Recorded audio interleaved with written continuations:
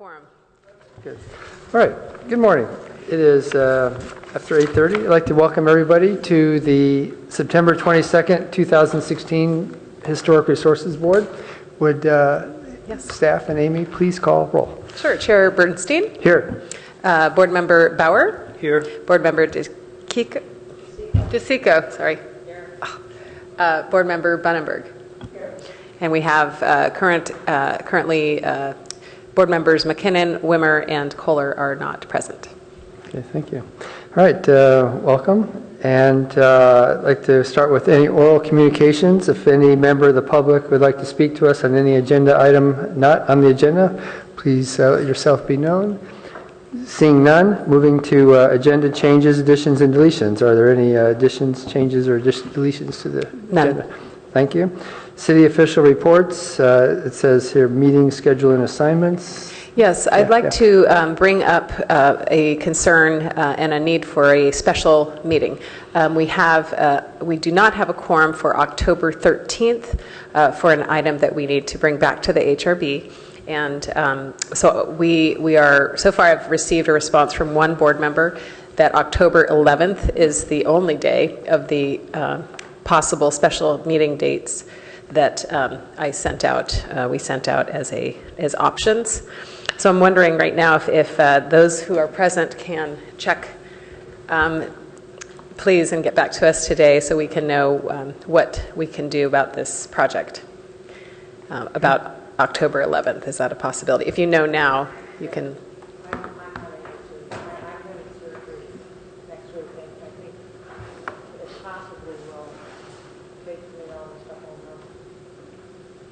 Thank you. Okay, I'm conflicted out on that. Yeah, okay. And yeah. We'll follow up then and see if we can get 3 more members. Okay.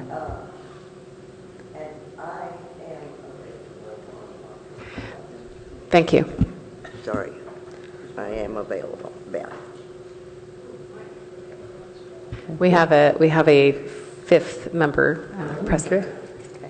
Mike, we were just on item 1, the official reports, and I was checking in on the availability of the folks here for October 11th, which is a special hearing date. Can you confirm whether you are available that date? No, October 11th, which is, okay. Yeah, we're having a hard time getting this project back to the board with conflicts. Thank you. Come sit here. All right, thank you. Next, action items. There are none listed on our agenda today. And next would be a study session. I'll read the agenda item. Review and recommendation to staff on the proposed new Historic Resources Review Bulletin. The activity is not a project subject to review per the California Environmental Quality Act per CEQA guidelines section 15378. Shall staff have a presentation to us on this agenda item? Thank you. Welcome. Yes, thank you, Chair Bernstein, HRB members, and Councilmember Holman. Matthew Weintraub, project planner. What I'll be presenting today is the draft informational bulletin for Historic Resources Review, which the department proposes as a replacement for the existing bulletin. So background to this project, in 2010 and 2011, City Council directed staff to prepare materials that explain the review procedures for applications involving historical resources. In 2011, HRB and staff did prepare and finalize the existing public informational bulletin that's included in your staff report as attachment 2B. So that has been in place and has been used since 2011, and that's the current bulletin that's in use. In 2016, which is really today, staff is proposing a new and improved bulletin to replace the existing bulletin. And I'll describe what's new and improved about it. But I do want to just clarify that this bulletin does not make any changes to the existing application review procedures. This is a bulletin that is intended to just clarify and explain the existing review procedures and policies that have been in place and that have been operating for years. So again, no changes are proposed to the review procedures. This is just hopefully a better way to explain the information and clarify some information. So the new bulletin is in draft form, and it introduces a new classification system for resources that's designed specifically for application review. So this doesn't take away or affect any existing designations as National Register or California Register or contributors or anything of those or historic categories. But it introduces a classification system just based on the review process that the department applies. It addresses properties that require historic resource evaluations as part of the application review process. So in addition to the existing historical resources that are designated and evaluated, it does address historic resource evaluations as part of the process and when that is required. It does note that individual property data is available via parcel reports, either through online or from city staff. So if anyone has a question about any particular property and how it fits into this framework, that information is available to the public either on their own or with staff assistance. And it includes improved graphics and readability. This new bulletin looks better than the old bulletin. So let's start with a description of how the bulletin operates. The bulletin describes Class A historic resources as essentially these are the resources that are subject to the HRB review under the local code. They include, and this is directly from the code, historic Category 1 and 2 buildings, properties located anywhere in the city, historic Category 3 and 4 that are located in the downtown area, as well as in historic districts, but also including any property located in the Professorville and Ramona Street locally designated districts. So that really captures all the properties that are subject to review under the local ordinance. Class B resources are now are not subject to review under the local ordinance, but they are subject to CEQA review in cases where there's a discretionary application. So these include the historic Category 3 and 4 buildings that are located outside of downtown and in the local historic districts. They include the National Register listed and California Register listed or evaluated properties, either evaluated through the formal survey that the city conducted between 1997 and 2000, or through formal historic resource evaluations that occur as part of project reviews. So all of those types of properties are considered historical resources and Class B historical resources, again, subject to CEQA review. Now for the bulletin also includes detailed instructions on next steps for Class A historic resources.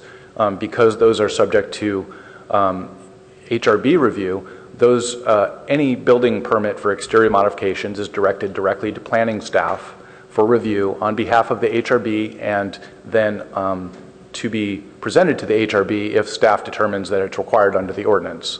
For Class B historic resources, if it's a discretionary application that's subject to CEQA, that application is routed to the historic resource planner for CEQA review. So again, those details are included in the bulletin, and those are helpful for both the public, homeowners and architects, as well as staff, just to understand the basic process. A third category of properties are properties that would require historic resource evaluation as part of a development review process. These would be subject to CEQA review.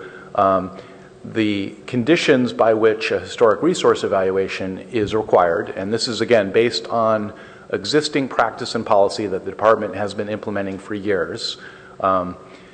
It's essentially if it meets all three of these conditions. If a project proposes to demolish or propose new construction, new addition, or other substantial exterior alterations that require discretionary application review, so that's the first condition, is it subject to a discretionary application? Is the existing development more than 45 years old? And then the third condition, is an existing property that is either non-residential or multifamily? So in other words, any commercial, industrial, institutional, or multifamily residential property, or if it's an existing single-family home that's located outside of single-family residential zones, which would indicate that it's sort of an outlier in the neighborhood, which would indicate that it may have some historic potential, essentially. So properties meeting all three of those conditions are required to go through a historic resource evaluation process, and then the results of that are considered in the CEQA review process. So the improvements of the new bulletin over the old bulletin, again, it classifies properties according to the application review procedures. That's where we get the Class A, subject to HRB review, Class B, subject to CEQA review, and when you require historic resource evaluations. The old bulletin, which is actually included in your packet there, you can see it groups resources in ways that don't actually correlate to the review procedures. They're grouped in other ways based on whether they're in a district or not in a district, but they don't really assist in processing an application. So we feel that's an improvement. It does provide clear instructions on the separate review procedures for ministerial permits versus discretionary permits, and those go through a very different process. But HRB review is involved in both of those processes potentially. So it's a little complicated, but it does more clearly address the differences between those two types of review, which the old bulletin didn't really do. It explains the conditions and procedures for requiring a historic resource evaluation based on the current practices and policies, which the old bulletin didn't address. So that's very beneficial information to the public, to property owners, to architects. And it avoids using blanket statements that would forecast review outcomes, whereas the old bulletin tended to use these blanket statements like may be demolished or cannot be demolished, when in fact some of those decisions are made through the review process and through the environmental review process if they're subject to a discretionary decision. So we need to acknowledge that there's a process for that to occur. So that is reflected in the new bulletin.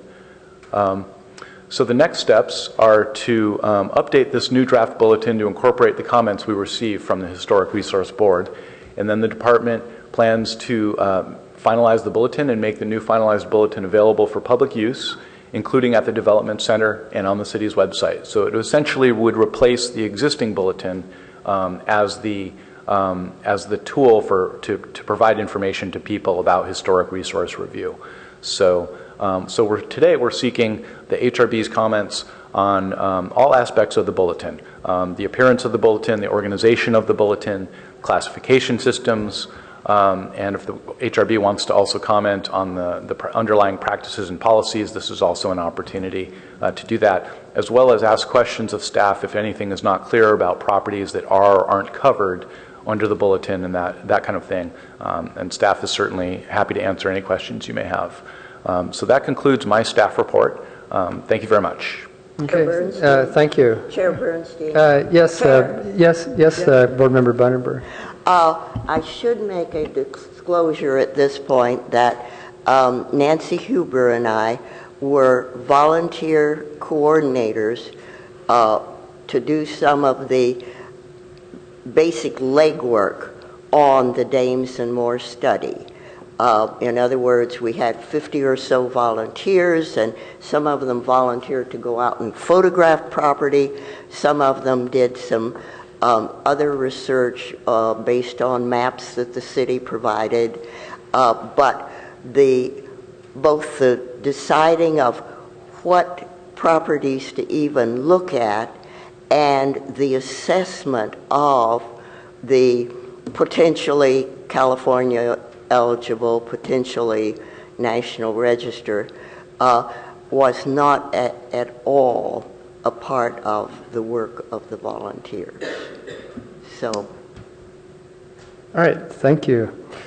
Any other disclosures while we're on the topic of disclosure at this point? Okay, seeing none, and welcome Vice Chair Wimmer to our meeting. And welcome Councilmember Holman too to our meeting. So right now I'd like to, since this is a study session, we could just have questions for staff on this or comments from the HRB. Chair Bauer, Board Member Bauer. Thank you, Chair Bernstein. I think this is a good start, but I think it could be a little simpler, and I will, without criticism, but just for clarification purposes, one of the things that I found complicated to understand, and may be just my inability to understand this stuff, is that in several of the, well, in what is a Class A historic building, it says a Class A historic resource includes properties that are, and then it has, first line, listed in the city's inventory as historic category 1, 2, and located anywhere in the city. The and part, and it goes on through all this document, when you're and or, I think that becomes confusing. I don't know why you couldn't just say any listed building listed in the city's inventory located anywhere in the city. So I think in each one of these, the ands and the ors make it more complicated. Because when you put or in, that suggests one or the other. And just going down to the very last, almost the second to the last line under when does a property require evaluation as an historic resource, it says existing property is non-residential or multi-family residential in any zoning district. I would make that a period, and then another qualification or condition is the existing property is a single-family residential. So what you're doing there is sort of conflating two different ideas. And for a person from, say, a board perspective, we can kind of figure this stuff out. But the whole purpose of this is to make it simpler. And if you're saying all of the conditions below, then just make it one condition per line. And then, if they find that their building is in, that line, then they know that they qualify. The ors, I guess, so my point is, I think ands and ors are misleading, confusing. Otherwise, I basically like, what's here. It seems pretty straightforward. Okay, thank you. I'll have a comment. The first comment actually that relates to this. On our second page in our packet, it says Palo Alto Historic Resources Board. It says write to us, email the HRB at an ARB email address. So should that be, the staff, do you see that? It says write to us. It's the second page, second piece of paper. It says in the middle of the page says write to us.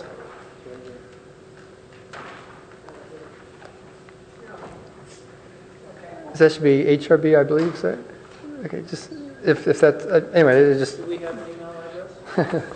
Anyway, I just noticed that when I was looking through everything here. Okay. And my other comment is the fact that, as Matt Weintraub mentioned, the new bulletin does not propose any new or change application review procedures. So I think that's good for consistency. I did try out this the website that's noted on here, and it's excellent. I just have it, actually, I just looked it up right now, just took a random property, and gives all the historical clarification. So I know that's a relatively new website. In the past, when I opened that up many months ago, it would say staff the development center will get you something within 5 days, and now it's instant. So it's fantastic. Oh, that's on page 5 of our packet. Yeah, this is a website right in the middle under discussion. So I think that's fantastic. My other question is under Class A Historic Resources, the second bullet, that's on page 6 of our packet. Class A Historic Resources, second bullet says listed in the city's inventory as category 3 and 4 and located in the downtown area. My thought would be, or question, or my thought or suggestion is that the downtown area should somehow be defined. And when I look on this map that we were given many, many years ago, it looks like a downtown area might include between Alma and Webster and Forest and Lytton, because they're south of Forest Avenue, which is a somewhat designated area. Anyway, so I'm thinking that should be defined. And when I look on this map of CD districts, for example, that may be useful to define what downtown area is. So I'm suggesting between Alma and Webster and Lytton and Forest.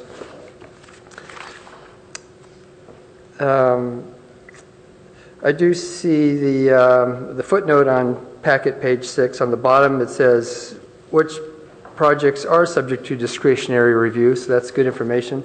I didn't check to see if there's anything in the proposed bulletin. Will it list that same statement of, and maybe it is. Let's see.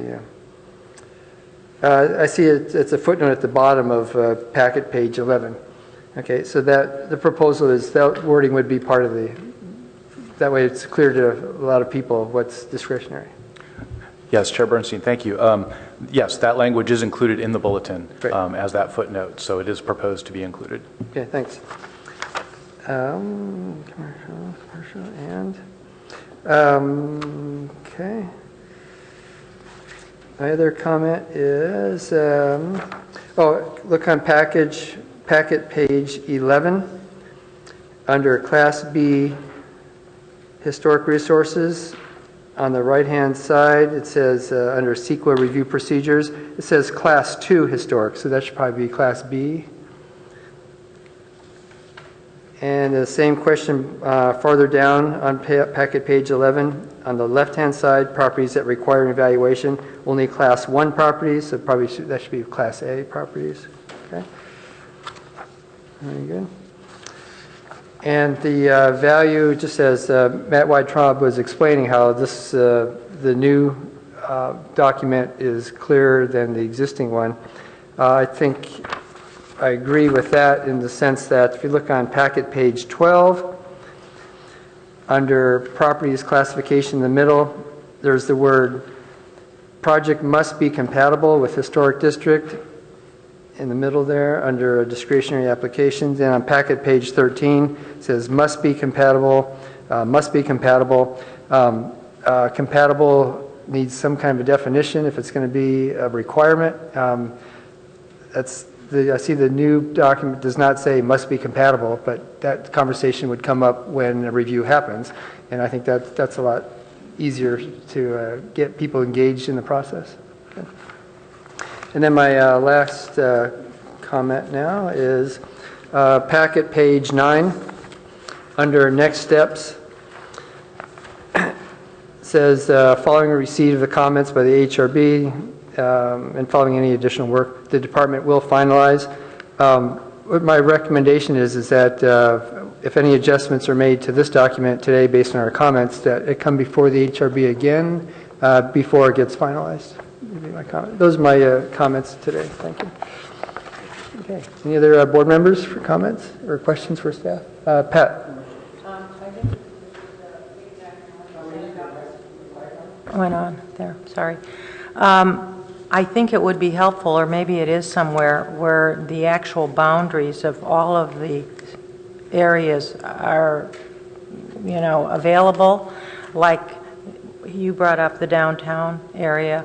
Well, then there's the Green Gables, and then there's this, and then there's that. And a lot of people, I don't think, are very clear as to the actual boundaries.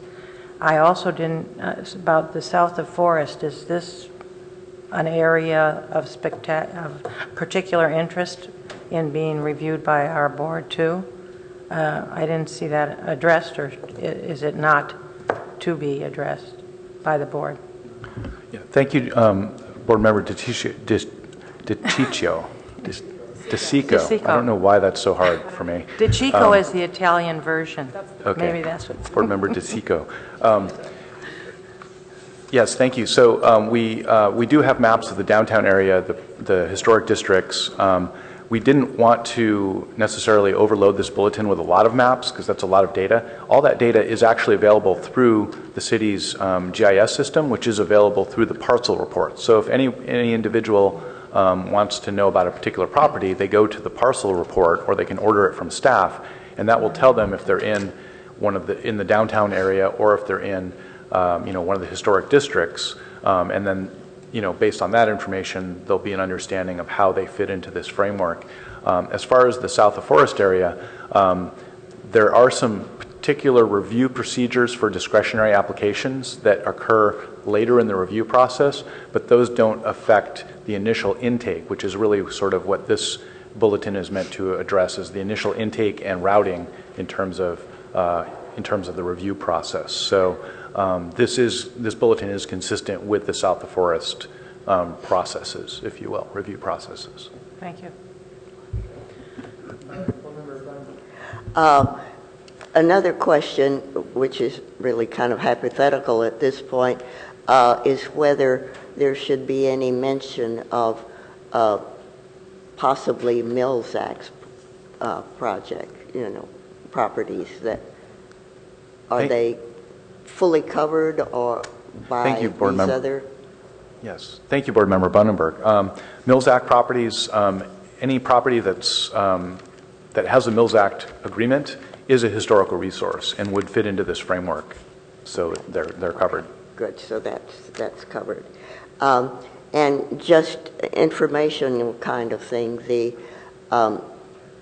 in terms of James and Moore, that report has always been available at the archives of the city of Palo Alto, and a number of the folders that were created as a part of that study are available in the archives.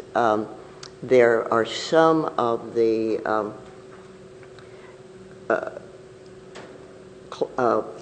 priority twos that are not there. They're supposed to be somewhere in the city's possession, but did not get down to the archives. But just for the public to know that those are available.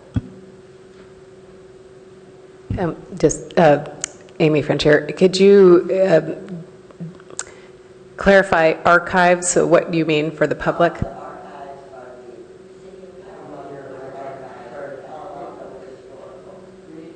Okay, the Palo Alto Historical Association maintains the city's archives, and they are located in K7 at Cubberley, at the Cubberley complex, back by the tennis courts.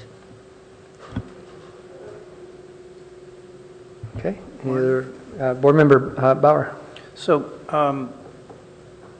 I read this as, I tried to read this as a person that knows nothing about historic resources, because that's the purpose of the document. And I got to a couple of places on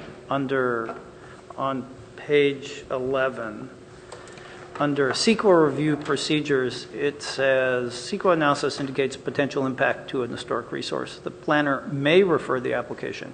That's also repeated down in Class B, may refer. And so I thought, well, how would I know when that occurs, and what's the standard for referral to the board or staff-only review?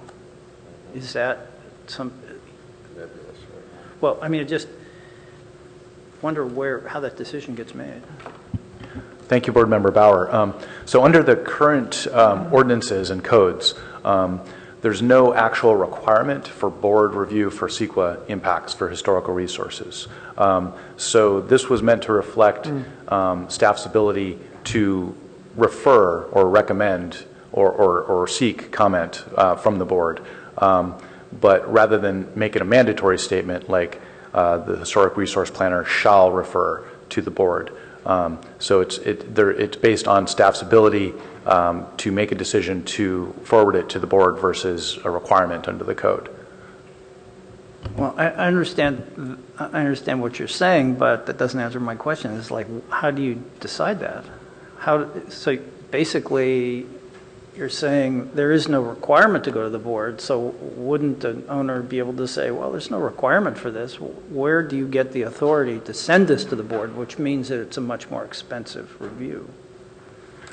Thank you, Board Member Bauer. So under the ordinance for architectural review applications, an architectural review application that involves a historical resource, the ARB could seek the HRB's advice in that situation. So I think one of the criteria for when it certainly would be referred to the HRB is when there's a discretionary application and an architectural review application going to the ARB that would, or perhaps even staff level ARB, a staff level architectural review that also indicates there might be an impact to a historical resource. That would be a certainty that staff would at that point involve the HRB because it's codified as the HRB supporting the Architectural Review Board's review in that instance.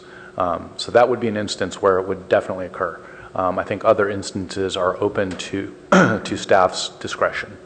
Okay, well, I'm still the innocent homeowner who doesn't really understand when it goes there, but I hear what you're saying.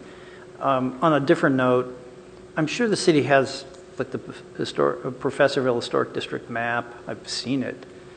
And it seems to me you could use hot buttons like in this document online when it says Professorville. If that's highlighted and you click on it, you could get to the map, as Pat was saying.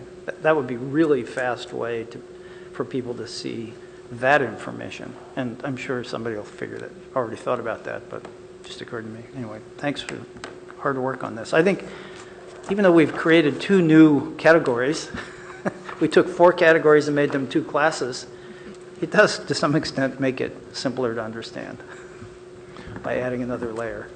Thank you, Board Member Bauer. Regarding the language you were discussing in terms of the CEQA review, do you have a suggestion or requested revision that we might make? In other words, do you want to clarify that there be certain standards, or would the board prefer that it say the planner will refer the application to the AHRB and make it a standard? I think we want to kind of hear what the board's preference is for those review processes. So. If I can follow up on that. So when I hear the word may, that seems to be, I don't know what the right term is, but it's not clear. Obviously, from what your explanation, you can't say the planner will do this because there's no evidence that would always be the case. So maybe an asterisk after the may that says certain circumstances like ARB review requests, HRB, just the things you said. These are the types of circumstances that can trigger a board review. And at least that gives an applicant the sense that, oh, my little house in Professorville isn't going to get a board review because we want to add a room on in the back or something. So they get some sense of what would drive that extra step to a board review. That's all. I do see Board Member Bauer on the in that same box you're referring to. Right on the top, it does say it's for discretionary review, and then the asterisk does bring us down to the bottom of the page. So it defines. So I think the last thing you just mentioned, I think that box already addresses that comment of saying when's it required. And so there's a discretionary. Yeah.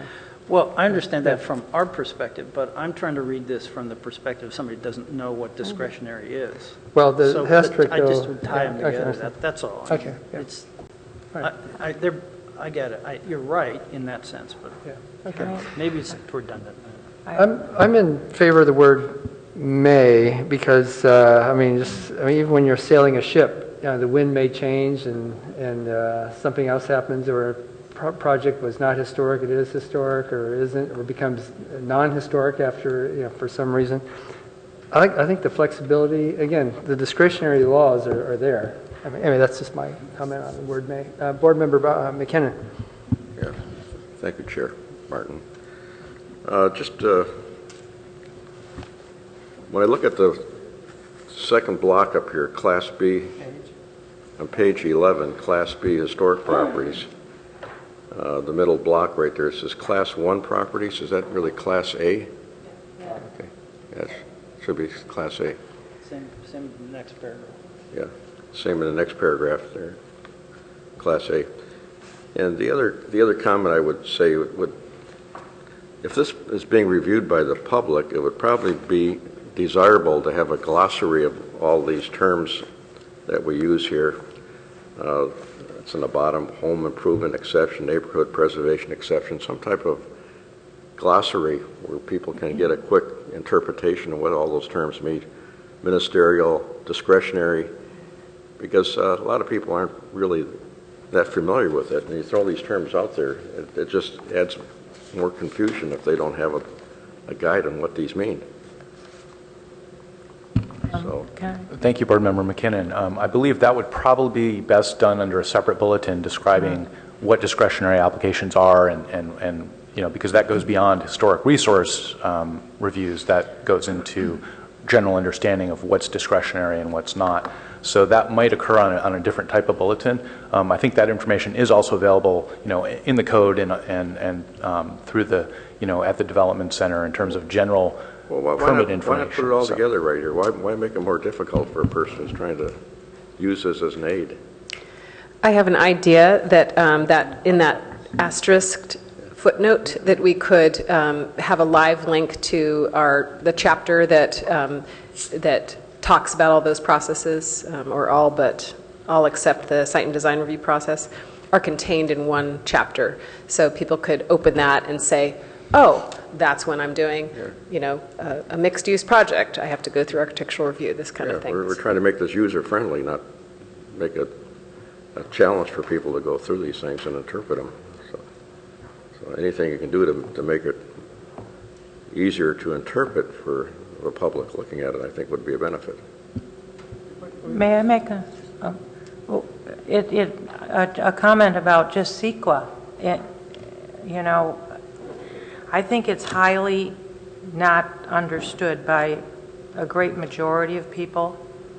I've been involved with a couple of things down in San Diego County, and it comes as quite a surprise to people, a negative declaration, a blah, blah, blah, blah, blah, mitigated. I don't know if that is on the website, but a sort of layman's explanation of just CEQA can be involved in all these projects. It's rather a really, important thing that I don't think most homeowners are even aware of. It's kind of like the Mills Act too. They're not really aware of what are the rules of engagement to be on a Mills Act contract. It isn't just that you own an old home. It goes way beyond that. But I think CEQA is mentioned in here so frequently that some kind of definition of it would be very helpful, instead of saying, well, should I go home and Google what CEQA really means? And it's still complicated.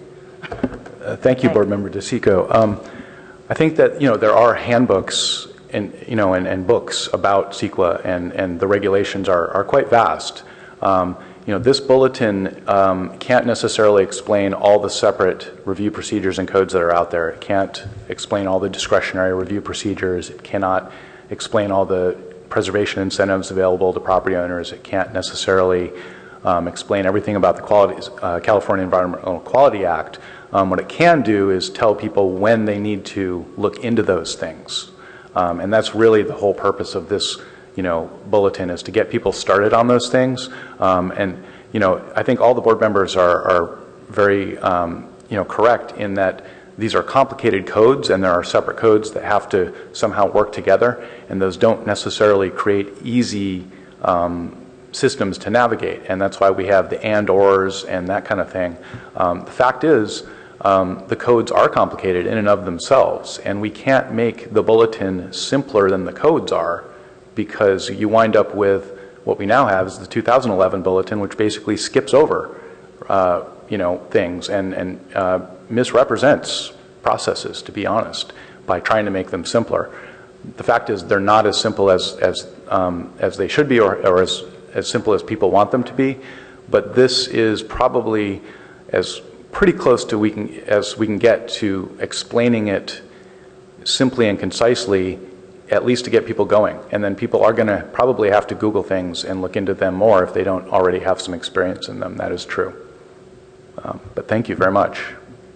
And I would add to that the earlier suggestion for hot links or live links. I mean, I think we can do a lot with that because this is going to be online. So, to the extent that people open this up online, the word CEQA can certainly link to another document that says, yeah, guess what this means.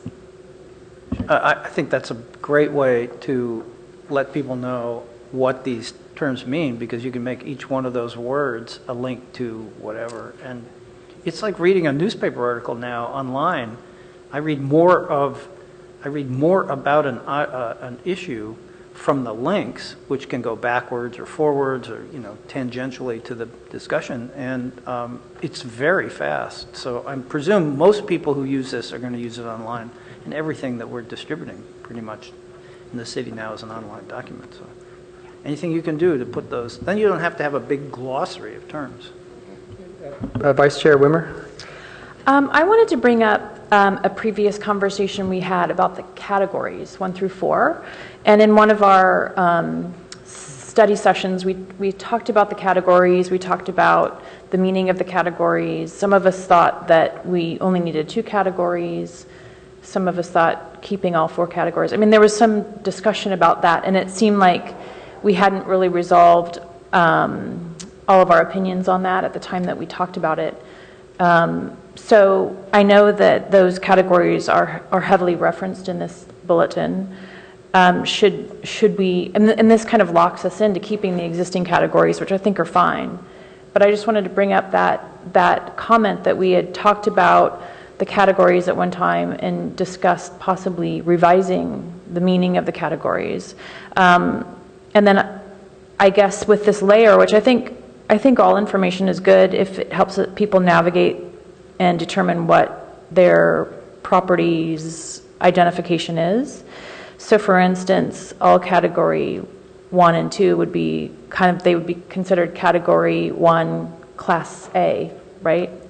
Because categories 1 and 2 are not considered class B. I'm just saying that that's another, I guess, way to identify it.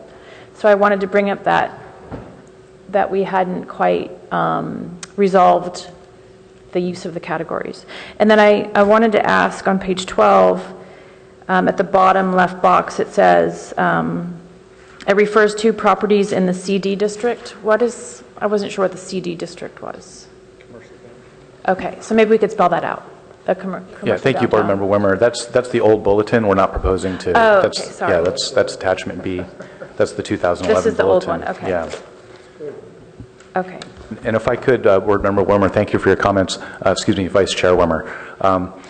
Just to let you know that this bulletin doesn't lock anything in. You know, this is just a reflection of the existing codes and regulations. And if there was amendments to those codes and regulations, we would immediately update the informational bulletin based on that. So, you know, I think the board's discussion and recommendations on category buildings and the, you know, the concept or the categorization of those in the code, you know, that can be, you know, ultimately that recommendation can be forwarded to the City Council for their consideration, and ultimately if, you know, if the council wants, they could amend the code to do that.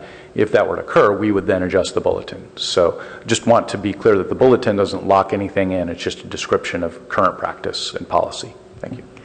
And sorry, I have one question. Are all the properties that are identified as historic in nature, are they assigned a category at this point? Yes, they are. Oh, I'm sorry, pardon me for interrupting. I just want to clarify, they're not assigned necessarily a local inventory category. There are National Register and California Register listed and evaluated properties that are not in the local inventory and are not assigned historic categories under the code. All historic properties fit into a class under this bulletin, though, for review. So if that's your question, all the known existing historic properties are covered under this bulletin. Board Member Bunnenberg. Just for clarification, we have 2 districts that are Eichler districts, and this is a thing that was not considered, well, they weren't 50 years old when most of our inventory was done. Just to clarify, are those districts now included in this category? Thank you, Board Member Bundenberg. The answer is yes. The Green Gables and Green Meadows National Historic Districts are considered Class B historic resources under this system because they're not listed in the local inventory, so they're not subject to the HRB review, so they're not Class A, but they are subject to CEQA review, and properties within those districts are subject to CEQA review in the case of discretionary applications, so that makes them Class B historic resources. And further kind of clarification on just broad idea of what CEQA was and is, and it's about quality of life issues, and it includes clean air, clean water, and the fact that saving some of these historic properties adds to the general public's quality of life. And I don't know whether we'd want a statement like that, or is that a little bit too general? Thank you, Board Member Bunenberg. That's a very helpful suggestion to include some type of language like that. You may see that at the top of page 10, which is the first page of the bulletin, we have a little box of information, sort of an introductory, what is a historical resource? That might be an area within which we can include some of that similar language in terms of why historic resources are important to the environment and the quality of life. Thank you very much.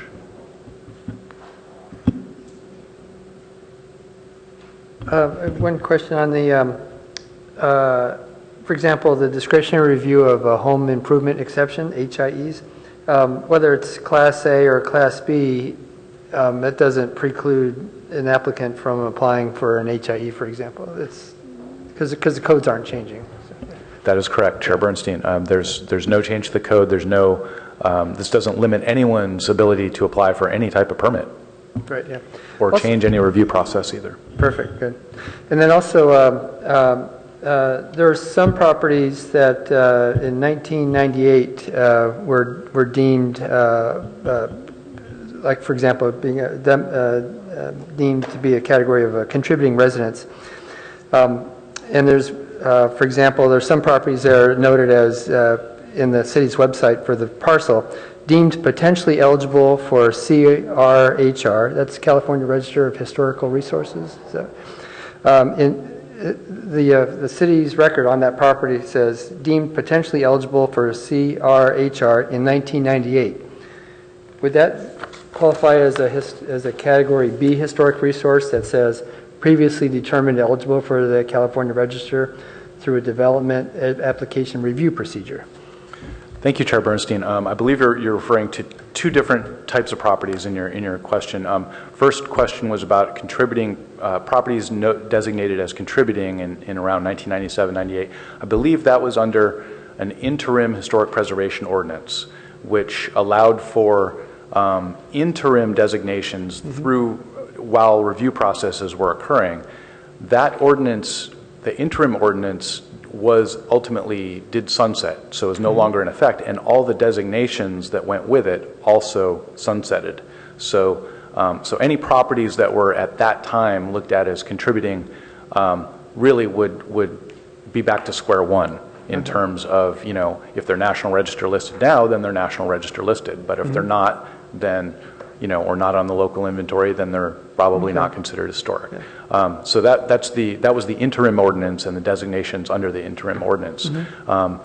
Then the survey itself, so the ordinance actually sunsetted when the survey was completed. When the survey was completed, there were a number of properties that were determined eligible for the National Register, and then there was a larger number of properties that were indicated as potentially eligible for one of the registers or another register. That is not an evaluation. That's not a final determination of resource eligibility. So those properties are not considered Class A or Class B under this bulletin, because that cannot be looked at as a final determination of eligibility. So in some cases, some of those properties would fit into the third category, which is properties that require evaluation, if they met the conditions that are outlined for when a historic resource evaluation is required. So, so I think that's the answer to your question. Okay. So if a property owner has documentation of what happened to the interment, at least that might become some evidence if the applicant wants to continue to reapply for a historic designation of some level. And then what that property owner received during the interim ordinance may be documentation saying, well, here's a report. How does the city look at it today? Yes, thank you, Chair Bernstein. I think I would agree that any property that had been designated as contributing under the interim ordinance, today if that property owner wanted to come forth and say, I would like a permanent designation as historic, that information would certainly support looking at it as historic, and then we could make a final evaluation at that point. Great, thanks for that. There was another comment you made during your presentation about improved graphics or whatever you're referring. So I will suggest that that work on that front continue. When I look at these two pages, there are four or five different types of type. There's different kinds of bordering, stuff like that. So I know there was good work done in the draft Professorville Design Guidelines booklet for readability and friendly to the eyes and stuff like that. So maybe I would suggest that some work be done on, rather than having this be what the format is, work on spacing, typography, and all that stuff. So, okay. Thank you. And Board Member Bauer. So I'm reading over on the bottom of page 11, the discretionary development applications include, but are not limited to, and then they list these things. What else would be included besides those, those specific things? With the phrase "but not limited to" allows us to, let's say a planned community application comes in and wants to revise the planned community. We have a rezoning process, and that would be it's more of a legislative process. So, but it also is discretionary. We just aren't listing it here because PCs are no longer PC, if you know what I mean. They're no longer PC. But wouldn't, excuse me, wouldn't that fall under architectural review? If there were changes to the physical changes, yes. If it was a use change. So anytime anytime I see that, but not limited to, then the first thing I think about is, okay, what are they not telling me? So I know why it's there. It's in case you miss something in these other. Right. So by defining discretionary development applications, I mean, there are other discretionary development applications that have nothing to do with buildings or something like that. Historic resources. Tree removals. That's not going to come to the Historic Resources Board. So these were listed with the intent that these are the types of projects that the HRB might see. Sure. There are other discretionary applications out in the world and in our code that we don't list. But it's not limited to these. That's my point. So what else? We could change the wording to say discretionary development applications the HRB might be involved in reviewing include. Yeah. Thank you, Board Member Bauer. I think perhaps an easy fix is just eliminating but are not limited to. Discretionary development applications include, and then the following. Right. And I think that simplifies the language in sort of the spirit that you were advising us earlier.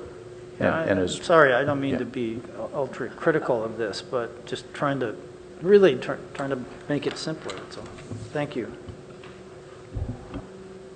Board Member McKinnon. Well, I agree with that thought right there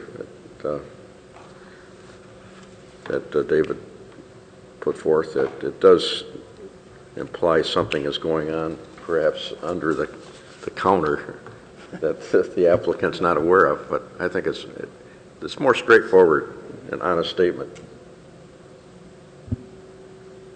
Okay, any other comments, questions from the board? I have it's I think a bit more minor than what we've brought up, but I find it kind of confusing. On page 7, this is the list of properties that may require evaluation, that paragraph, and that the 3 bullets there. How does one determine what is the existing property in a non-residential, multifamily, residential in any zoning district, or existing property in a single-family residential in a non-single-family residential zone? How do you determine where that problem might exist, or resource, or is that a zone that's defined also? I mean, can be identified? Thank you, Board Member DeSico. So every property is either, a residential property, a multifamily residential property, a commercial property, industrial, institutional. It's either located in one zoning district or another zoning district. So by looking up a property, the information on a particular property, you then know this is a single-family residence in a single-family zone, or this is a commercial property in the downtown commercial zone, for instance. Based on that, you then match it up to that statement. So the existing property is non-residential or multifamily in any zoning district, okay? That includes the commercial buildings in downtown.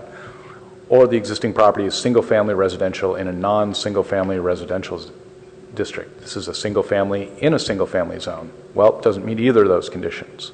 So it's meant to basically provide the filter through which we determine what properties are requiring the evaluation. But it does require some information up front on the particular property, and that's where you can get that information through the parcel report that's available for any individual property, either online or through from city staff. So the starting point for someone would be to actually have the parcel report in hand and understand what the property is they're looking at, and then to kind of match it up through this framework and step through. Would this be, I know they do it in Santa Clara County down in San Jose, looking at, it's really residential, but this particular block is zoned R2, or this block is near more commercial, so it's a residential property that has been zoned commercial? Is that, would that show in the parcel report? Well, whether or not the commercial district would show up in the parcel report. There's usually information about the existing property itself, the existing use, but the existing use may or may not be the historic use. So I think, you also have to just have a basic understanding of the building in front of you. The parcel report may say it's in a commercial zone and it's being used for commercial use now. It may actually have been built as a single-family house. So one has to understand what the actual physical property type is, and that may involve actually looking at the building. Thank you. It's confusing. Yeah. Is there any information, additional comments the staff would like to ask? And Councilmember Holman, did you have a comment? Yeah. Welcome. Yeah, I think it's always tricky when anyone undertakes a project to try to simplify something, especially when it has complications to it. That said, I have several comments, and one is I am a little surprised that no one took offense at the Class A, Class B listings here. And it seems like we could do something much more simple. Let's just suppose that everyone agrees at these categorizations, but it could be list 1, list 2, but Class B includes properties that are listed on the National Register. I'm a little shocked at that. It's a Class B property on this list. So, and no one brought that up. So I list 1, list 2, but or something like that. But Class B, I mean, office space, for instance, is categorized by how it's classified, and it's classified in its rankings. It's a ranking. List 1, list 2 doesn't necessarily rank it, but Class A, Class B, from my perspective, ranks the properties as important. And if this is a CLG city, I'm just rather shocked that we would put National Register properties on Class B.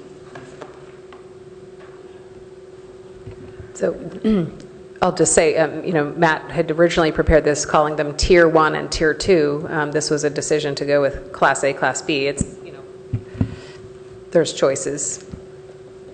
So I have other comments, but, I mean, a couple of you may actually own National Register. Anyway, I would be insulted if I owned a National Register, which I wish I did. But, I mean, I did say, and I think there have been good comments made about clickable maps and that sort of thing. I think those are all really helpful. I do note in here that CEQA is used a lot, but it isn't even ever spelled out, California Environmental Quality Act. So it doesn't give an indication. I mean, we're all, pretty easy and flippant with our use of acronyms, so not a criticism. But at least that tells people like this is not a Palo Alto thing, this is a state requirement. And it seems like a very, very simple explanation of what a cultural resource is, you know, might be helpful in describing what the CEQA requirement would be for reviewing these.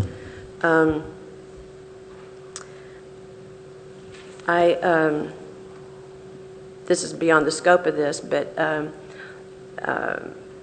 there's still a study session that early in the year the HRB was wanting to address several different topics, probably including what Board Member Wimmer brought up about the categories 1 through 4 and the antiquated notion of 1, 2, 3, 4 categorizations, but that study session has still not happened. It seems like it would be an easy conversation to have, just to even just bring up the issues and discuss them and put forth something without extensive staff work. I've never understood and never gotten a good answer, and there's not a city attorney here, but why, when there's discretionary, and I again agree with some definition of what discretionary means, why a single family home or property that's potentially eligible with California Register, so it's already been identified as a potential, why a single family home that's going through an individual review, for instance, as that's a discretionary application, why there isn't an HRE required? I have never understood that, meaning I'd never understood why that's consistent with CEQA. Again, we're a CLG city. Page 11 talks about, under Class A, which I've already commented that, historic resources, and I think it gets confusing here because under the first box on the upper left, the planner reviews applications for consisting with the Historic Preservation Ordinance standards for review, but other places it refers to the Secretary's standards. So I don't know if it's simpler to just refer to the Secretary's standards or do a slash in Secretary's standards or something of that notion, because we seem to have lost the notion of the Secretary's standards on the second page mostly.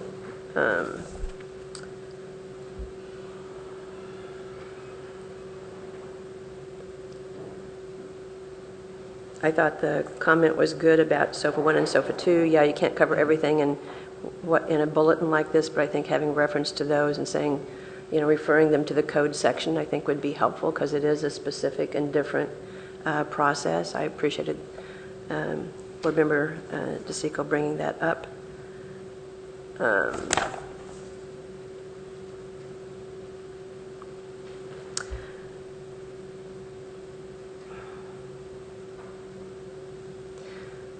It seems to me when I looked at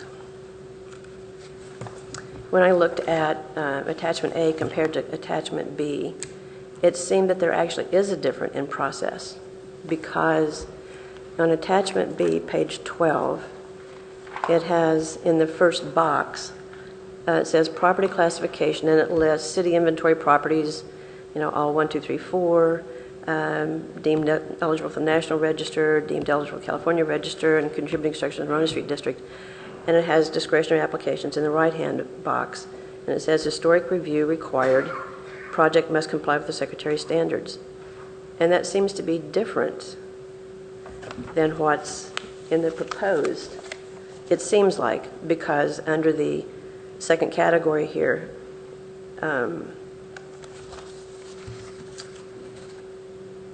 it says, you know, the second category on page 11, and the second category includes the National Register, and it says only Class 1 properties are subject to review under the Historic Preservation Ordinance. That's true, but it doesn't, I don't know, it seems like it's weakening what the review processes are. It seems like it is a change. I don't know, maybe staff can comment on that, but it seems weakened. Thank you, Councilmember Holman. So this is an example where the old bulletin does not accurately describe the required review processes.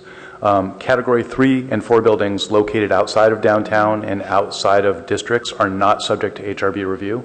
So the statement is not correct that historic review is required and that projects must comply with the Secretary of the Standards. In fact, that statement's not correct at all in terms of discretionary applications, because there's a decision that gets made. There's not a required outcome.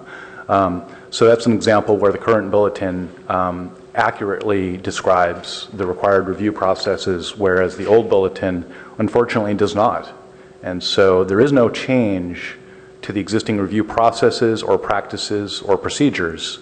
There's a change to the bulletin so that the bulletin accurately describes those. Thank you also for your comments regarding the nomenclature of Class A, Class B. We did look at many different terminology tiers and types. We do not want to project a ranking system. That's absolutely not what we're trying to do. This is based entirely on application review procedures and trying to give an understanding to the public and to homeowners and staff on how to move the applications through the process, because we understand that that's very important to the public. So we will certainly go back and look at the nomenclature to avoid any kind of ranking system that might be implied by this, because we're certainly not trying to elevate or subjugate any properties above or below any others. We're simply trying to follow the codes and the requirements of the regulations. I'm not sure if you had one other comment. Your comment regarding properties when they require historic resource evaluations. I think this is really just explaining a practice that has been in place for some time in the department, and I think perhaps it's a broader discussion of how that policy is developed, and that certainly can occur. Yeah, it'd be great. It'd be great if that practice maybe came back to the HRB for discussion, because again, I've never really understood that, even whether it is compliant with CEQA or not. I thought I had one other comment here.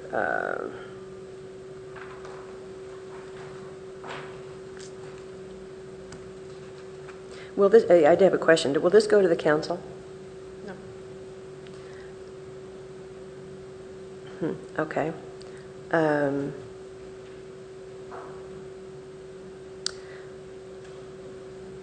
Okay.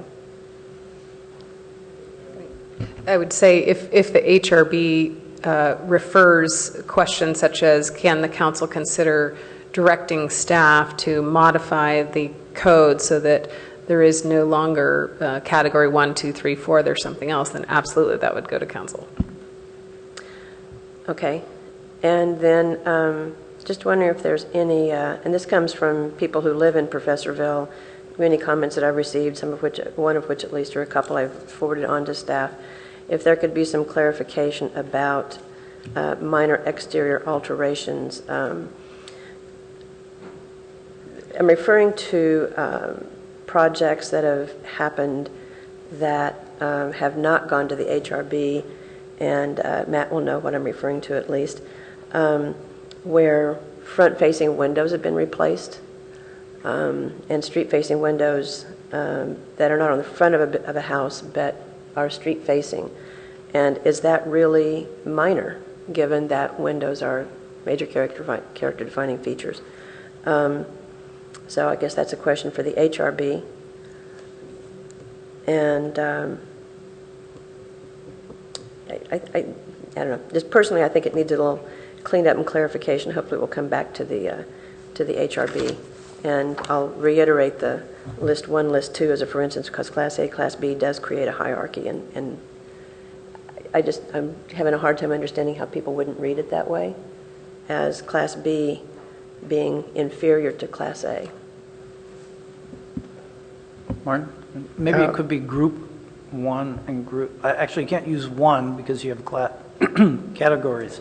Yeah. So Group A and Group B, I mean, I hear what you're saying. Any class, by mere definition of the word, is a ranking. Yeah. So. Yeah. In nomenclature in American culture has a lot of words have some suggestion of meanings. For example, you hear about this is Class A office space. That means it's a notch above something else that's not Class A. some countries don't use, they use icons, so category horse, category star, or something. I mean, just to get rid of any association with the category. So it is a challenge in our culture for sure. There's a light on from Beth, and also, Beth, go ahead, please. Yes, I also see this and am trying to think of it as going into the future.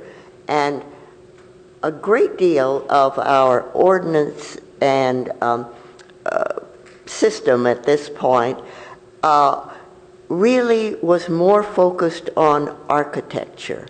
And I can foresee that there will be times, and we've already lost some, that were very vernacular buildings or little houses, but a very important person or event happened in that house. And both the national and the state see those as important components.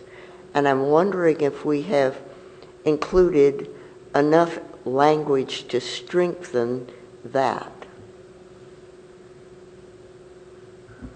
Thank you, Board Member Bunnenberg. So the existing Class A and Class B, or historic, well, what's determined as the two groupings that we've currently identified of currently designated properties and evaluated properties, they do include architectural resources as well as resources that are documented for their historical significance. So that's reflected in the existing historic resource evaluations. In terms of properties that would require historic resource evaluations, architecture is one criteria for looking at eligibility for the California Register. The other criteria do involve important historic associations with persons or events, and those would be considered at that time for any property that's being looked at under the framework of, does this property require a historic resource evaluation at this time? The full criteria for the California Register would be looked at and considered, including historic significance. Important to let the public know in this kind of bulletin, or you think not? Well, this bulletin doesn't present detailed definition and eligibility requirements for historic resources, so that would probably be departing a little bit from the purpose of this bulletin. Thank you, though. I had an idea for, instead of using the word class, we could use either requirement A, requirement B, or application type A, application type B. Just my thought on that.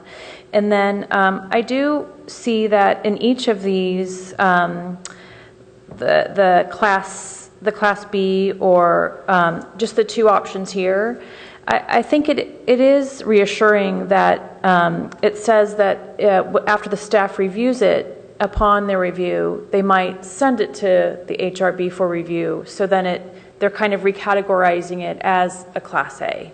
In both of these scenarios, if a Category 3 or 4 property comes up with an application and Matt or whoever reviews it, and he might say, well, this is a significant resource, you need to go to the HRB. So there is sort of it doesn't completely fall through the cracks. And I think the residual result of this, I think, is just less projects that come to the HRB.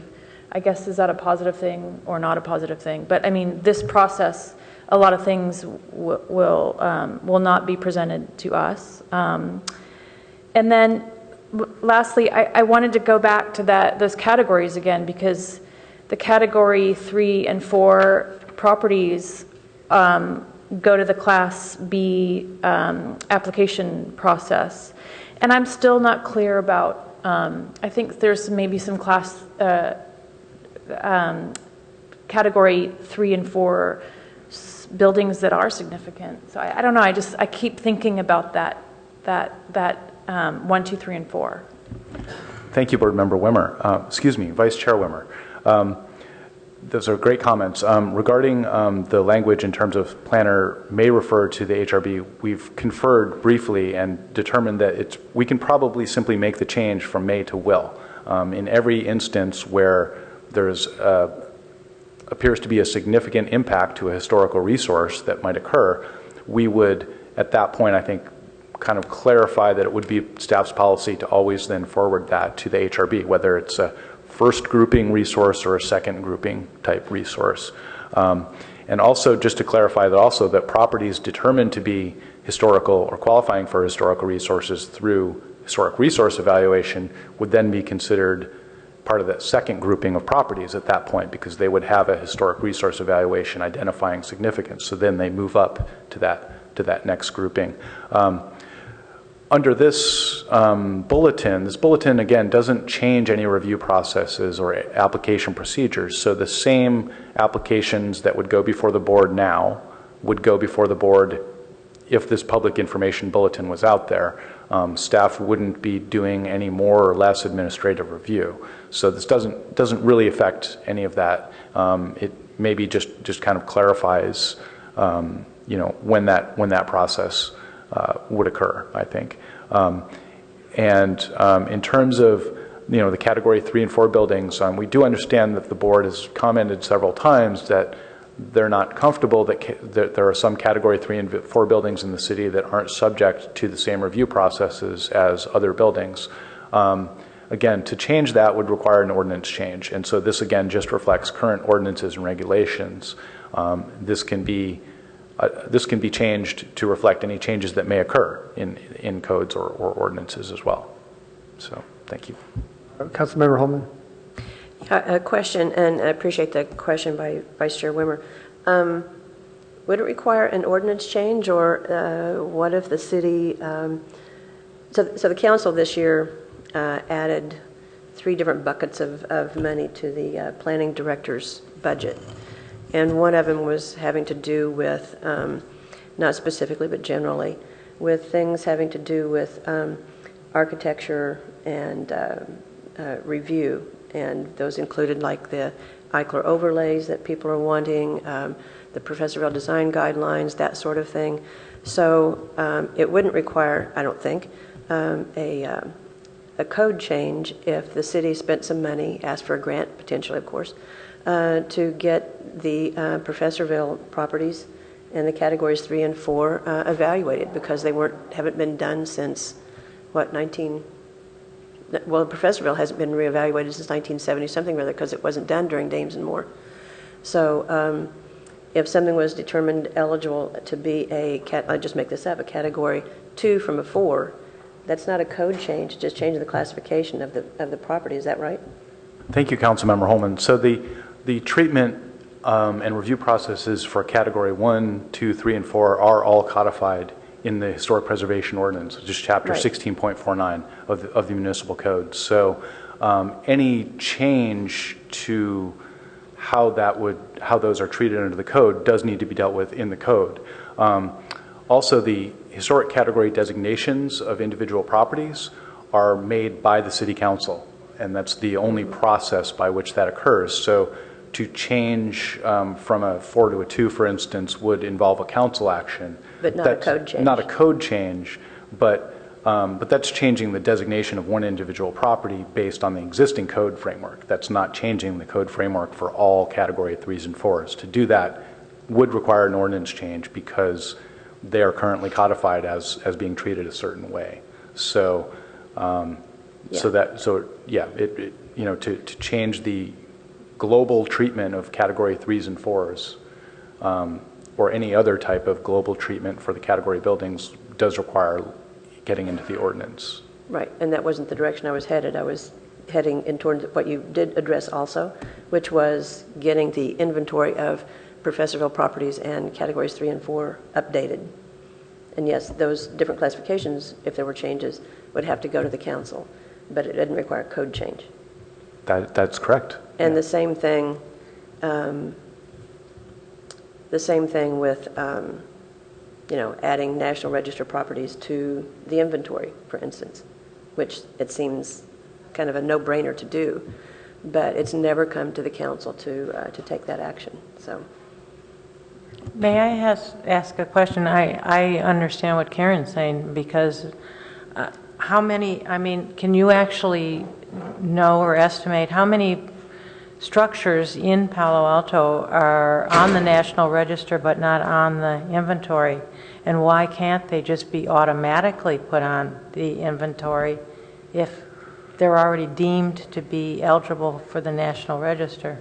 Thank you, Board Member DeSico. There are approximately 22 individual properties listed on the National Register, in addition to the Green Gables and the Green Meadows historic districts. There's a process in the municipal code for listing properties locally, and it requires an application to be submitted to the department. It requires public review processes, and the department doesn't self-initiate those designations. Community members initiate designations to the local inventory. So the department is happy to process any application that's submitted. For instance, for a National Register district to be designated locally, we would certainly process that application, engage the community in that process, and I'm sure the HRB would also be heavily involved in engaging the community through that process. But again, it does require some community initiation for that to occur, and then it has to go through the formal process. So there's not an automatic. The code does not provide for automatic listing of National Register and California properties to the local inventory. Thank you. Picking up on Councilmember Holman's comment about language, so CEQA, I guess you made a note, maybe that gets spelled out somewhere. And also the Secretary of Interior standards. The old bulletin made reference to the Secretary of Interior standards. It's like the proposed new bulletin does not, is that correct? There's nothing I'm referring to Secretary of Interior standards on the proposed new bulletin? Thank you, Chair Bernstein. That's correct only because we didn't want to include too much information. And this also reminds me of Councilmember Holman's other comment on the SISR versus the standards of review.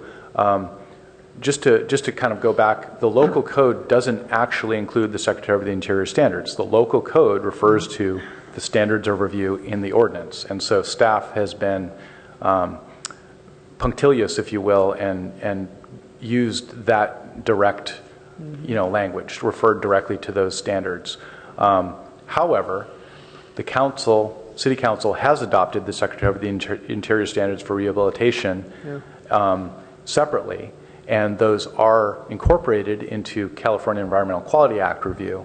So we can certainly look at essentially replacing the reference to standards of review in the ordinance with the SISR, because they are compatible and they are now used in coordination with each other. And the fact is, all historic review projects, the underlying threshold to look at is the SISR. So I think those points are well taken in terms of bringing the Secretary of the Interior standards a little more to the surface in terms of the requirements for review, and we can probably not necessarily refer to the code standards since they seem to be broader and not relevant. I agree with that, because I'm thinking about an applicant who's entering this process for the very first time. They're going to hear from the HRB or even the historic planner, Secretary of Interior standards, and then let's let an applicant at least see it on paper first before they hear it from staff or board. Good.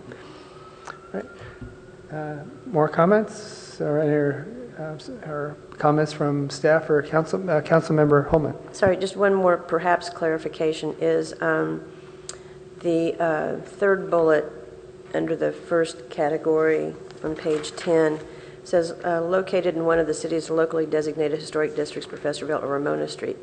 Would it be helpful, again, this is going to Board Member Bauer's earlier comments, to just list Green Meadow and Green Gables so that, I'm sorry? I don't mean to interrupt. I'm just saying those are not locally designated. Then if that's, okay, they are National Register. They are National Register districts. So tell me then where, so that means that this, and I kind of liked, again, Board Member Bowery getting lots of call-outs here. Group 2, let's say Group 2, the second bullet, listed in the National Register of Historic Places or the California Register of Historic Resources. So is that then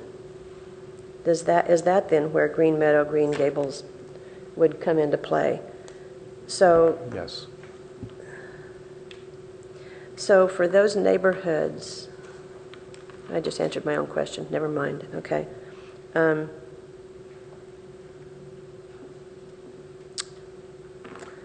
Okay. We need so many revisions. And do you want to speak to maybe when the study session could maybe come forward to HRB? Oh, and the other thing is that we've talked about before, so, but not with these folks, that the listing of the National Register, potential California Register, when those can go on the city's website. And I've also never gotten clear on the properties that were reviewed and determined eligible for the National Register. Were those properties then that weren't National Register determined, are they California Register determined? Because they didn't quite meet the threshold of national, are they California Register determined? Thank you, Councilmember Holman. The properties that were determined not National Register eligible were not fully evaluated for California Register eligibility, so they do not have final evaluations one way or another. But they haven't disappeared, so they're on the potential California list.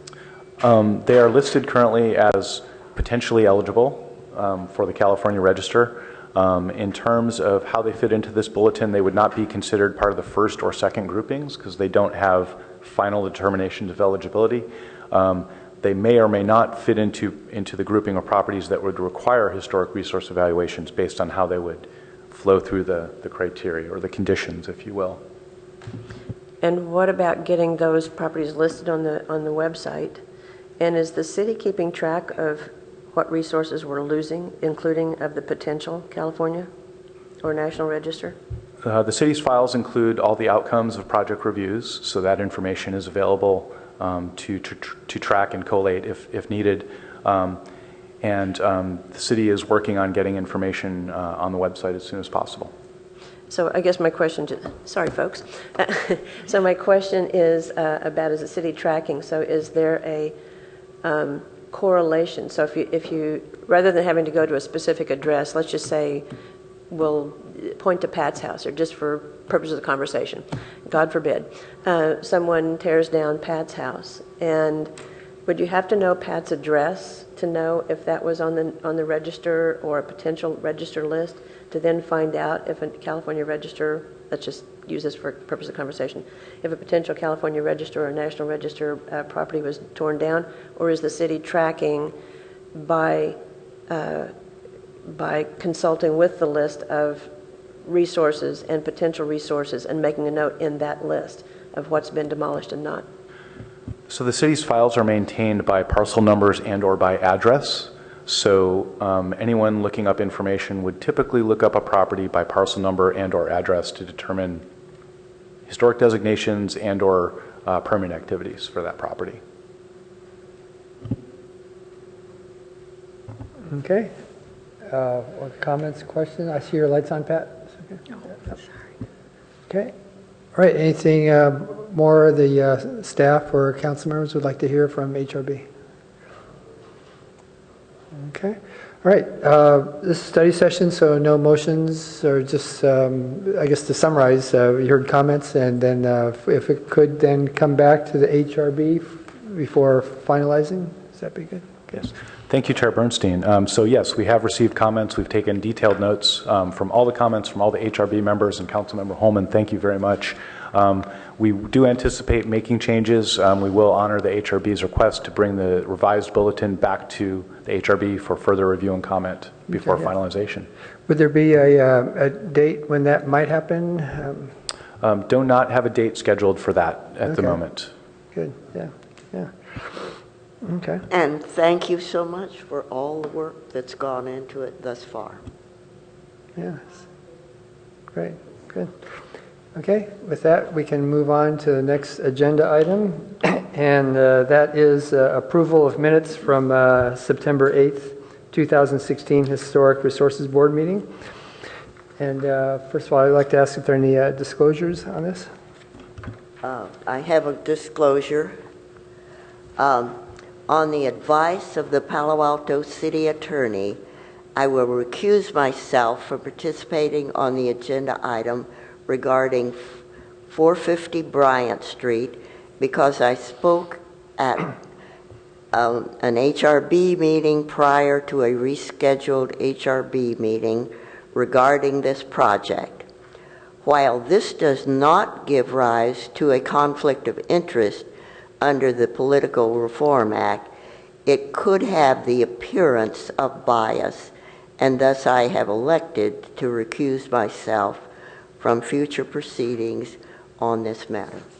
Beth, you perhaps misspoke. You said you spoke at an HRB meeting. I think you meant you spoke at an ARB meeting? At an ARB meeting, sir. Yeah. Sorry. Great. Yes. Okay. I spoke at an ARB meeting. Thank you. And I also have a disclosure on this agenda item of approving minutes.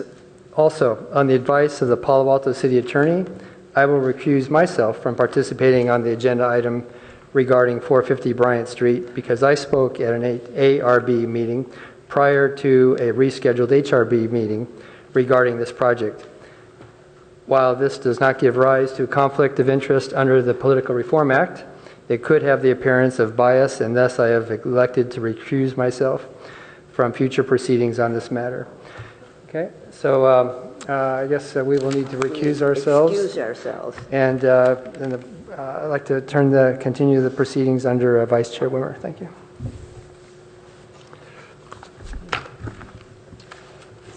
So in review of the minutes, we still need to move to approve the minutes? We don't have a quorum. Oh, yes, you're right, we don't. I believe 4 members is a quorum. 4 is fine, yeah. So have you had a chance to review the minutes? Do you have any comments or questions or corrections? The only one area that I saw that needs, when it said Board Member Bauer moved, seconded by XX. I don't know who XX was. I guess it doesn't matter. Maybe that person wasn't recorded, but would anyone like to move to approve the minutes? I just assumed that didn't matter because the motion was withdrawn. I mean, I saw Oh, that too. okay. Okay. The motion eventually was withdrawn. That's true. so That's true. Maybe it doesn't matter. Does it matter? I think you can approve the minutes with an XX there because, yes, it doesn't matter. It would be nice if we had that. Would anyone like to move to approve the minutes? So moved. Anyone second? Second. All in favor? Aye. Aye. All, that's unanimous, so the minutes are approved. I would like to just follow up on, that particular item, the Avenidas item, as the others have recused them or removed themselves from the room. It's really difficult to find a meeting date that will work, and so what I'm asking is if anyone can participate via telephone. That's something I'm communicating with the city attorney about this. So on October 11th, we have David Bowers available.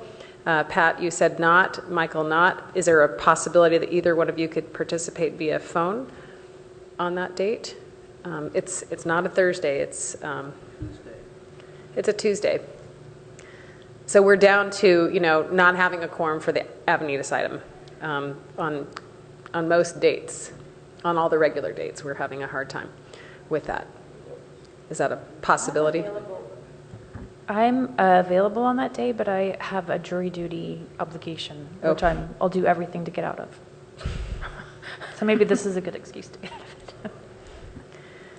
Okay, is that the first day of the jury duty? Yes, because I think the day before that is a holiday. That Monday, isn't that? Yes. Columbus Day. So Okay, yes, so it's the touch 11th. and go whether to... Tuesday. Yes, it's a Tuesday. Tuesday, the 11th, yeah, Right. because Monday. Okay, and is I'd probably be available by phone. by phone is a possibility? Okay. Yeah. And you're in surgery? I don't know how I'm going to be doing.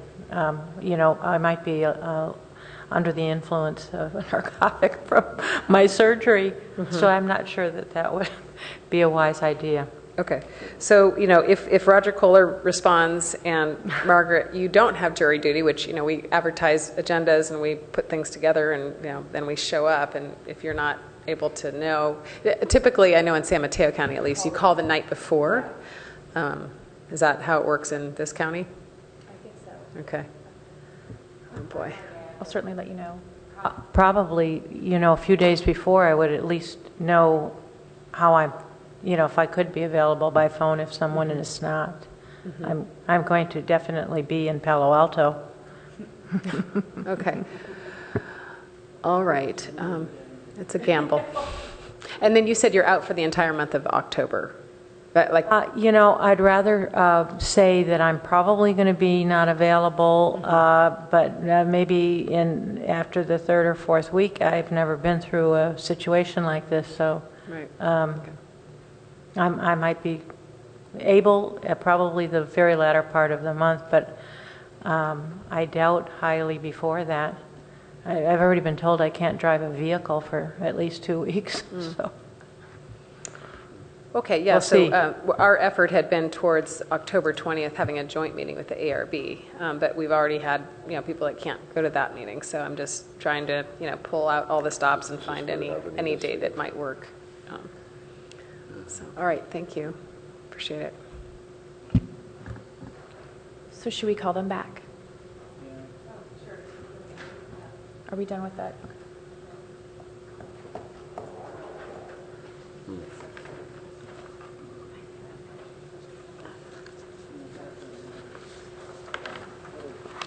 That'll teach him to go before another committee. Yep. Never volunteer for anything. Where are we on our agenda? Okay. We just approved the minutes. Okay. All right, continuing our agenda, next is, and thank you, Vice Chair Wimmer, for doing that. Well, I think we may not have done a move and second and approve by vote of the minutes. The minutes? Yeah. Yeah, we approved it. Did you? Okay. Yeah, All right. I remember. Okay. It was, I don't have a good memory. Okay, next on our agenda is subcommittee items. I see none listed. And next is board member questions, comments, or announcements. Board member Bauer. I was out of town for the meeting a week ago, Monday, when the council reviewed the Professorville design guidelines. And I didn't see anything in the paper. What happened? Thank you, Board Member Bauer. Yes, on September 12th, staff presented the Professorville Historic Design Guidelines to the council requesting adoption. The council discussed and deliberated, ultimately ran out of time and continued the item to a date uncertain. Currently, staff is tentatively planning to present the item back to council on October 24th. Another day I won't be here. Okay. Board member Wimmer. Board member Wimmer. Council member Wimmer. Vice Chair Wimmer. Regarding the Professorville guidelines, and it seemed to me after I was in attendance at the council meeting, and it seemed to be,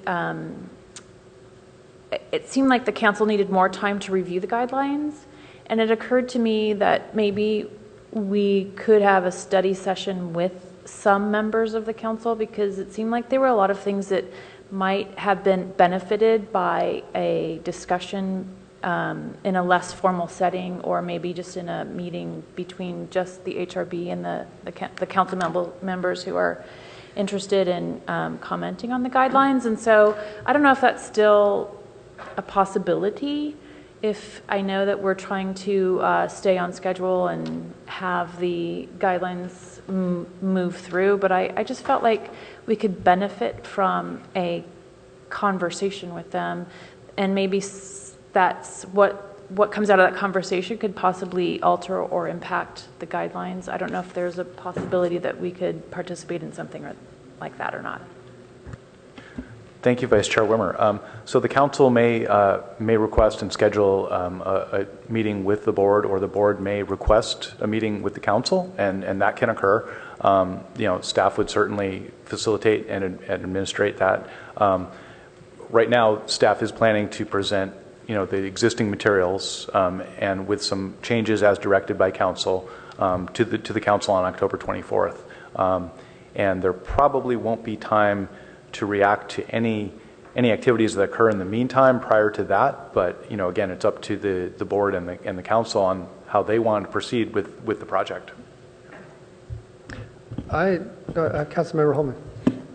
I think along those same lines, I think this council and any and all councils could benefit from a little tutorial in the Secretary of the Interior standards, because, once I'm gone, there's really, off council in a couple of years, there's nobody that's really carrying that torch for historic properties. One other council member is very interested, the liaison to the HRB from last year, but the education needs to be instilled too. So I think some kind of study session or tutorial would be very appropriate, and with the HRB, of course. I agree with that 1,000%. In fact, I spoke to Cara Silver, city attorney, about this several months ago about can there be a session with HRB members and council members to help describe what does it mean for something to be compatible and what's differentiation. I think our board has a lot of easy words to express that with, but how does that get translated to council members who are voting on ordinances? So I think, what's the process for HRB to request a meeting from council to have that conversation? Thank you, Chair Bernstein. I think it's simply a matter of going on record that you'd like to request that, and I think staff would forward that request to council. Okay. Regarding possible trainings, so Palo Alto, City of Palo Alto is a certified local government that does entitle the city to technical assistance from OHP staff. Mm-hmm. And OHP staff in the past has provided trainings to local governments in areas such as Secretary of the Interior standards for rehabilitation, what is compatibility, what is consistency with the standards, those types of things. That might be something that could be requested, of state staff, and they may actually come and do that. So. Okay, I'm hearing 2 yeses so far for that idea. Let's take I think the board is saying yes. Let's go ahead and start that process of how we have a conversation with council. So, good. Okay, good. Excellent. One reason I thought about how important this is I've heard council members say things such as during public hearings, having ordinances that are subjective in interpretation is challenging. And so by getting a little more clarity on things like compatibility and differentiation, I think can help clarify the thinking of council members when it comes time to enact ordinances. Thank you. Okay. Still under questions, comments, or announcements? Seeing none, any other comments from staff? Okay. All right. So staff has requested that HRB members all communicate with Amy French their availability of upcoming meeting dates. Right. We'll all do that. So we are, or we are not having an October 13th meeting? We would only have an October 13th meeting if we could turn around the bulletin, because we're not able to get a quorum for the Avenidas project on that date based on the remaining available members. Okay. So if, to the extent that we will be able to do that, we will reach out and let you know. Can we hear whether we have? I think we have reached out. Jeff sent you an email, and I think he has heard back to determine there is a quorum for anything other than Avenidas. Okay, that's it. We are adjourned. Thank you.